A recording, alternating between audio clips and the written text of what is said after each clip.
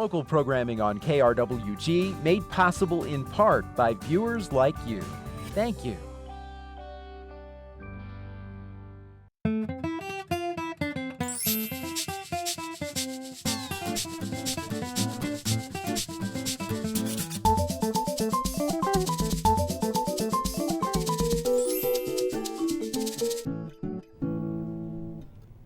Welcome to Fronteras, a Changing America. I'm Edmundo Resendez. On today's Fronteras, we take a look at affordable housing and hunger in our community. People are being priced out of affordable housing. In order to afford entry-level housing, some people are having to work multiple jobs. It's a problem being seen across the country. The following story shows us how the issue is affecting the Kansas City community.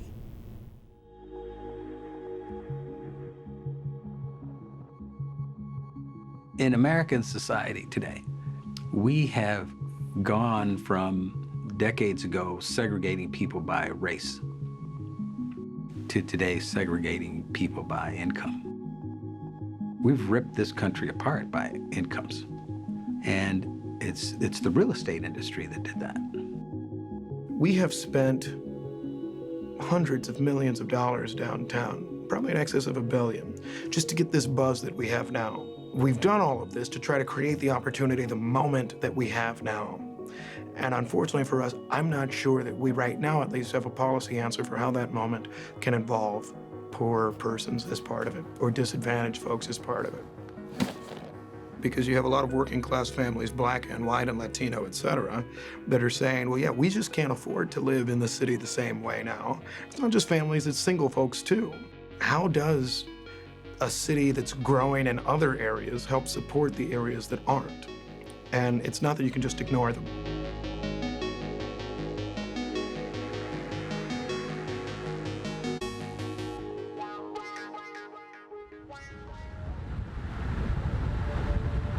The further you get downtown, the more expensive it's gonna be.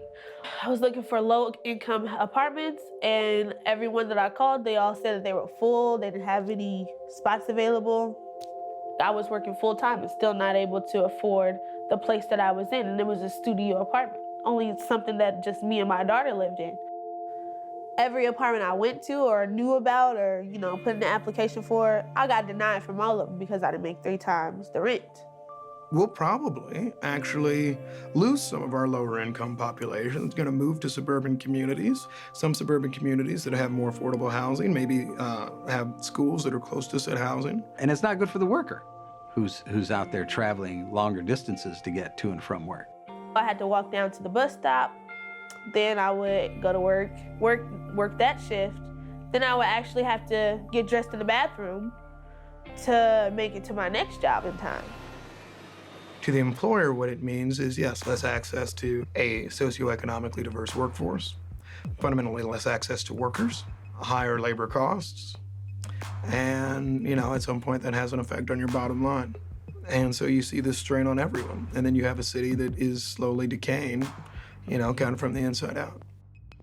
People should be able to find stability, especially if they're working. And I was working 2 jobs full-time. Said I had to send my own daughter away from me so she wouldn't have to bounce around from place to place with me.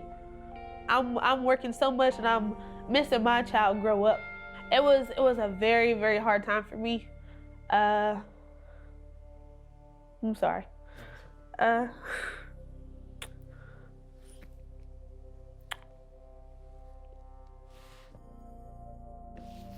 There's no way I should work all day and still not be able to afford a studio apartment. Studio apartments are cheap. It shouldn't cost this much. Let's take a half step back and kind of look at a definition of affordable housing. It's 50 and 60% of what they call HUD-defined Jackson County, Missouri, median income.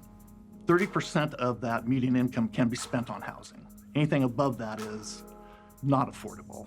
And that's where we use the LIHTC, low-income housing tax credits, and those come from the state as well as the federal government.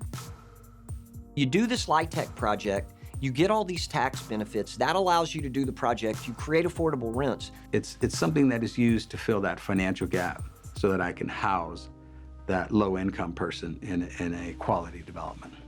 But the protection of that is a 15-year period.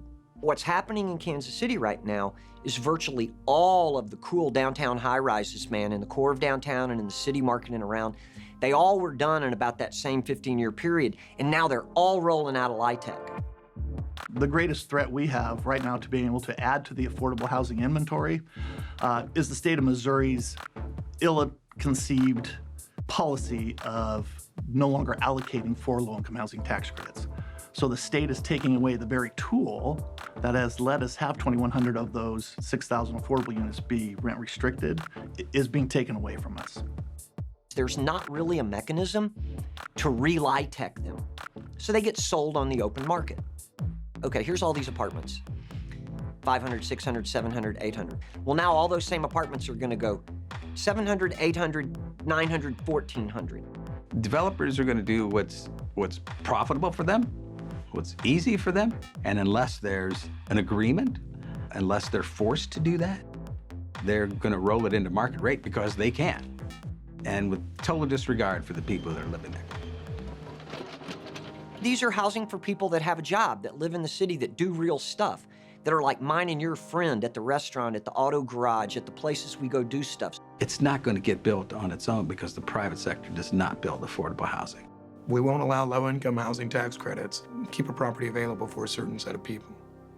And then they're moving somewhere else, they're losing a job, and you continue to create this trend in society of folks that don't have the opportunity to make it. We, as a community, the city, the civic community, philanthropic business, back in 2000, commissioned a framework, a strategic master plan for downtown. It looked at housing mix. It looked at where should we be doing housing back then because we were kind of a starter housing market. The plan that we worked, in some ways as a community, we were so successful in implementing it, it's kind of done. And now we're a very different looking place than we were in 2000, 2002. We need a strategic master plan 2.0. We need income restricted units for those individuals who, are just getting, back into having their own place. We need the luxury end as well. We need to be able to attract those empty nesters or those CEOs who would like to live, hopefully, where they have their company and their employees. If a developer comes to the city and wants to use incentives for a project, there should definitely be a percentage of those units within the project that are set aside for workforce or affordable housing. I really believe we need to get working as quickly and as effectively as a community as possible to develop a comprehensive approach to affordable housing retention as well as expansion. Another component of an affordable housing strategy would be talking to those property owners today. How do we programmatically address their needs that help them make the decision, yes, I'm going to keep this in the affordable inventory? And right now, no one's talking to them. If something isn't done, we'll lose our affordable housing. It'll be in very minor pockets. And where are all these people supposed to go? I've looked everywhere. I've looked in the hundreds, the 80s, 90s, 70s, 60s. I've looked everywhere. You're going to have movement that's based only upon where people think they can find opportunities. And ultimately, if they're moving away from the city, moving away from our suburbs for opportunities, they're gonna eventually move away from Kansas City, move away from Missouri, move away from Kansas, and we'll be the weaker for it.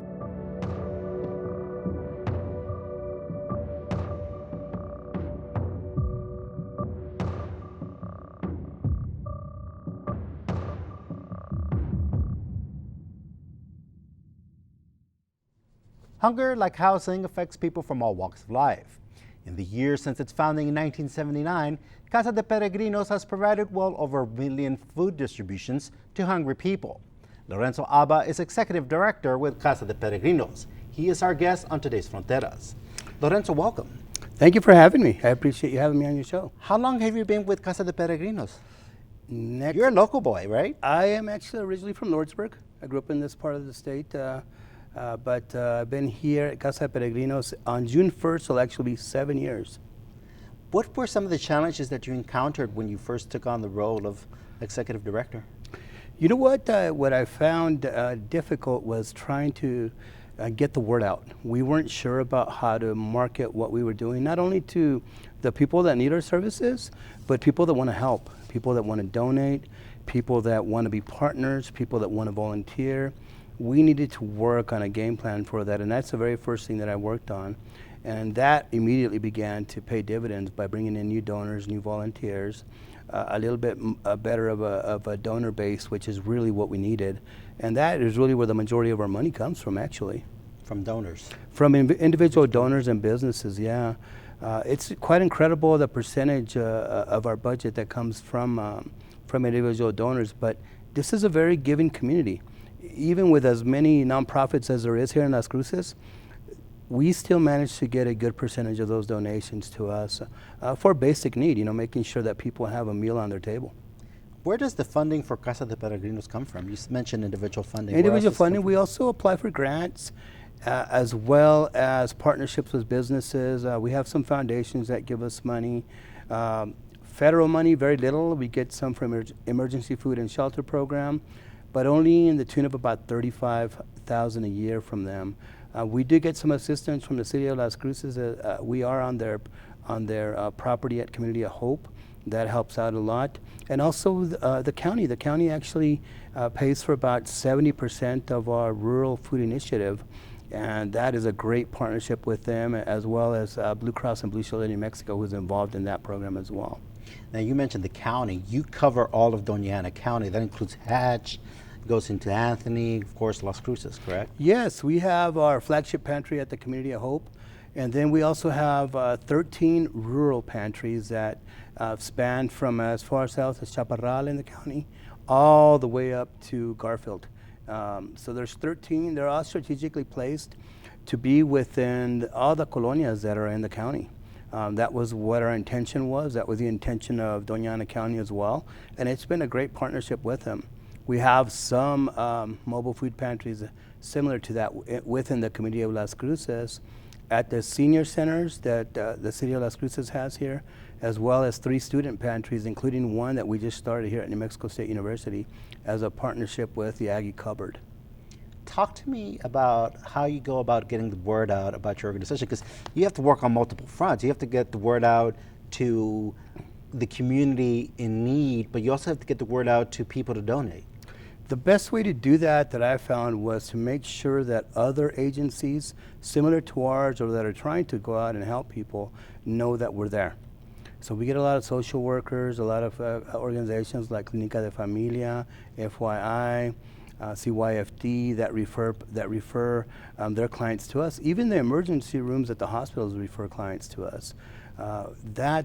We made sure that they had pamphlets, made sure that they knew we were there, what our hours of operation were. We were better about updating our website, better about getting the word out through newspapers with letters to the editor, just to make sure that people knew that we were there for those services. But as far as getting the word out for donations and for volunteerism, we've basically taken a digital format. We hired a company to help us with that and get the word out. Obviously, there's a lot of rebate back with that. We make sure that we get our best bang for our buck, because we don't want to. We want to be good stewards of the money that's coming in. So we had to justify it by the amount of donations that come in with that. And most of the time, it does pay dividends. Digital advertising has done wonders for what we're doing. We also keep everybody informed. We send out newsletters regularly. We send out postcards regularly. We send out direct mail appeals regularly, just to be sure that they know what we're doing. We even publish an annual report once a year. Let's talk about the families that come to Casa de Peregrinos. What are some of the requirements? What do you require for them to present to you to let you know that they are in need? I'll tell you what my biggest challenge was when I first started was I wanted to make sure that we built the culture that at our organization that we don't say no to anyone. I wanted to make sure that that happened. And I wanted to make sure that we were also compliant with, obviously, the USDA, with the food bank, and as well as other organizations that help us. So the only way to do that would be for us to call ourselves emergency. People come in, sometimes it's an emergency, sometimes it's necessity because they need the food on the table all the time. There are families that come see us that are that have experienced generational poverty, That's a pretty big deal where we live here. What's it called again? Generational poverty. Generational poverty. Yes, and that is just it just keeps going back to the family from one generation to another, from one generation to another. Obviously, there's a few ways out of that, but right now what they really need is the basic needs. They need food, they need somebody to help them with utilities, somebody to help them with rent as they go through these issues and try to fix them. We've had conversations with other agencies about these problems, but these families come to us because they need the food. I always hear out in the public eye, oh, what about these families that take advantage of these programs? It's very minimal. And if I spent my time worrying about those families that take advantage of the system, I would basically be neglecting the other 99.9% of the families that really need the help. So I choose not to. I choose to concentrate on those that need the help. I choose that our organization not say no to anyone, that we help everyone that needs the assistance. I mentioned earlier that these families come from all walks of life. Some of them might find themselves in a situation where they might have lost their job and don't have income coming in, and they might come to Casa de Peregrinos for a one time. But what does an average family look like? Are they multiple kids? They do. Housing? We have a lot of women head of household here in Las Cruces. Families average anywhere from 2 to 3 children. We have some families that have as many as 10 people living in a household. And we try to accommodate them as best that we can. But the stories are all very different. And that's one thing that I do pride myself in, is that we listen. We listen to what they have to say. We don't just want to give them the food and say, okay, thank you for stopping by. We want to know what's going on. Because if there's a way for us to refer them to another agency, we want to do that. We want to make sure that they have resources other than us to help them through these issues. And we find some of the stories are quite enthralling. You're just like, wow, did that really happen? A few years ago, I did have a gentleman come in, and he came in for assistance because he'd just gotten a job. He'd been out of work for about 11 months. And he just gotten a job. He moved his family here from Albuquerque. He did everything. Got an apartment, paid all the utility deposits, got everything going, got his kids registered for school, everything.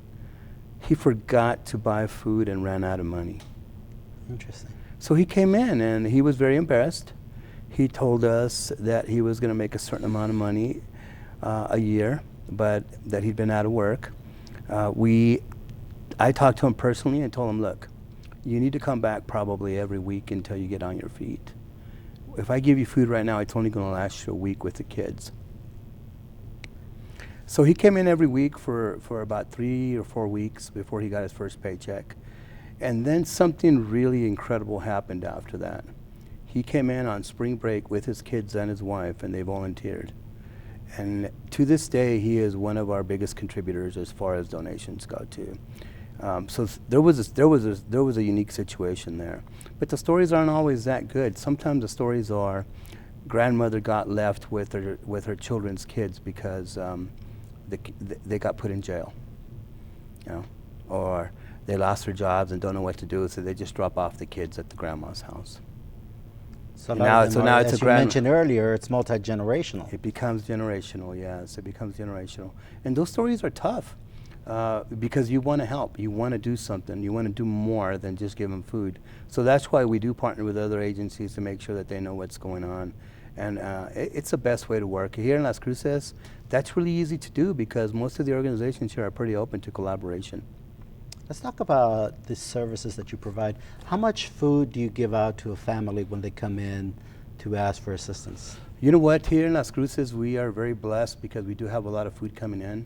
And we're able to actually, if you look regionally, most food baskets are around 40 pounds of food. 50 pounds is what the food bank wants you to strive for. And that would be probably about, for a family of 4, that would probably be about 5 to 7 days worth of food. At Casa de Peregrinos here in Las Cruces, we're able to average anywhere from 65 to 85 pounds of food, which is something that we pride ourselves in. We want to make sure the families have more than enough food to get them through. Now, a lot of these families are budgeting out what they spend on food after they receive food from us, which is, it didn't happen as much 7 years ago if you would have asked me the same question, but we see that happening more and more. We make sure that they get enough food for at least a week for their families. Now, it's obviously different for the homeless community because there's different options for them. They can come pick up food weekly or every 2 weeks, or if they happen to be living with someone that has the ability to store food and cook, then we give them food just the way we would give a low-income family or a family that does have a home. So what kind of food do you give them? About 35 to 40% of the food that we give out is produce. Produce. Where does the produce come from? Donations, and we've partnered with the food bank on some pretty awesome things, including food rescue program. So you have a lot of partnerships in this. We do. I think that's where we've gotten better at. We've partnered with Roadrunner Food Bank on a few programs, including the food rescue program, where we actually go to Walmart, Albertsons, Sprouts. This is a new one, White Sands Missile Range Commissary, and we pick up food from them that, because of their policies, they would probably be thrown away, but we help them out by picking it up and then getting it out to families the same day we pick it up. So this is something that you want to avoid going bad, so you give them to Absolutely. them as soon as possible. So the people get the food immediately, and that program has basically changed the way that we do our distribution. So this food is nutritional. Absolutely. One of the neat things about that is that we also partnered with Community Food Bank of Southern Arizona, and we are able to go pick up food through their hub in Nogales, fresh food coming from Mexico. And we're talking about really good produce coming from Mexico that we're able to distribute. We are even blessed enough to partner with El Paso and Feeding the Hungry and donate some of that food to them, or partner with them on a truckload. We'll get half of it, then they get the other half. And we try to distribute that food as quickly as possible to the families because we want that kind of nutritional food distributed. Talk to me about the children's summer program. We're talking about times that you're in more need of assistance. Summer is definitely one of the times. It is. It's a tough time for a lot of families because their kids aren't in school, so now they got to figure out ways for them to take care of themselves or for somebody to take care of them. And then the other part is feeding them, because now they don't have the school lunches or breakfast. So what we did a few years ago, we started a program where the families with school-age children are able to come pick up food every couple of weeks. The first time that they come pick up food, they're able to not only pick up the purchased and donated food that we give out, but also the USDA commodities. The second time that they'll come within that 30-day period, they can come pick up donated food and purchased food. They can't pick up the commodities because the policy with them is every 30 days. But that's a substantial amount of food more than they would normally get from us. It is an expensive program, but we feel very strongly about it because about 38% of the people that we serve are children. Let's talk about your partners. Let's give them a shout out. Are there any partners out there that are consistent in helping out? Any businesses that are consistently providing assistance, lending a hand, helping get the word out? Yes, I think our biggest partner is obviously the food bank, Roadrunner Food Bank. We really have tried to nurture that relationship with them. I think it's important that we do. And then here in town, I can't say enough about the good folks over at the City of Las Cruces and at Doña Ana County. They are probably our biggest business partners. But as far as local businesses or businesses in town, El Paso Electric is a big one. Walmarts are big. They give us a lot of money every year above and beyond the food that they give us. Albertsons has become one of our biggest partners as well lately. But local businesses do a lot for us. What kind of fundraising do you do? Different ways to fundraise that we do. We have big food drives a few times a year. We have Stamp Out Hunger that happens in May. We have the Baton Death March that happens in March. Let's talk about the Baton Death March, because the way it's set up, the people that participate in the Baton Death March, they carry backpacks filled with food. Yes, they do. It is what they call the heavy pack race, and they have to have a certain amount of weight in there, in their backpacks. So they usually put either beans, rice, or canned food in there. Most of them put beans and rice, and this is something that actually started with Roadrunner being the major partner in it, and then Roadrunner partnered with us to do this together. And we've taken kind of the lead on it with their support, a lot of support from Roadrunner on that. And that food gets distributed here in town. This past year, we did quite a bit of food, I think like 40,000 pounds, maybe more. And it just really is a neat program. The people over at White Sands Missile Range absolutely love it because they're doing something that they enjoy, something that has some meaning, but they're also killing two birds with one stone by also doing something that's socially correct, by taking care of others. In closing, tell me, why do you do this? Why are you so passionate about this? For years, everything that I did revolved around what Lorenzo Alba did for himself. I want to do that sale, I want to do this, I want to do that, and get that bonus. And for the very first time in my life when I got this job, I was doing something that didn't revolve around myself, but it revolved around others. And that's what motivates me every morning. When I get up, I don't get up for me, I get up because I know that people need me to get up and go do my work so that they can have more for their families. It's something that my wife supports as my mission, not so much as a job. Lorenzo, I want to thank you very much for joining us on Fronteras. Thank you so much, Edmundo. To learn how you can help Casa de Peregrinos, visit their website at casadeperegrinos.org. I'm Edmundo Resendez. Thank you for joining us today.